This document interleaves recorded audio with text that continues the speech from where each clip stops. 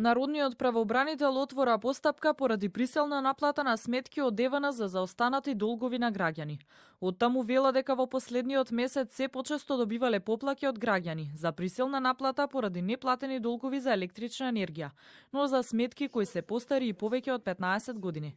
Народниот правообранител Иџет Мемети за телевизија 24 вели дека уште посимптоматично е тоа што владата најави отпис на долгови, а сега ЕВН брзаат со наплатата преку извршители. Ние одлучивме да го истражиме до крај овој проблем и бараме од ЕВН во детали да не информира за сите поединечни побарувања што ги. За да провериме дали се застарани, зошто чекале 10 години во судски фиоки, зошто од кога станале правосилни и извршни чекале уште 8 до 10 години, зошто во овој момент се вадат, односно се бара извршување.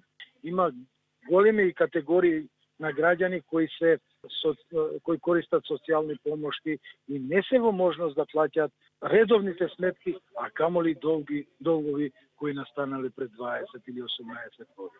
Од ЕВН официјално не коментираат по обвинувањата од народниот правобранител. Неофицијално се уште прават детални анализи кои ќе послужат како основа за конечна одлука дали ќе се пристапи кон отпис на долгови по основ на испорачаната електрична енергија. И од владата вела дека координацијата со ЕВН се уште е во тек.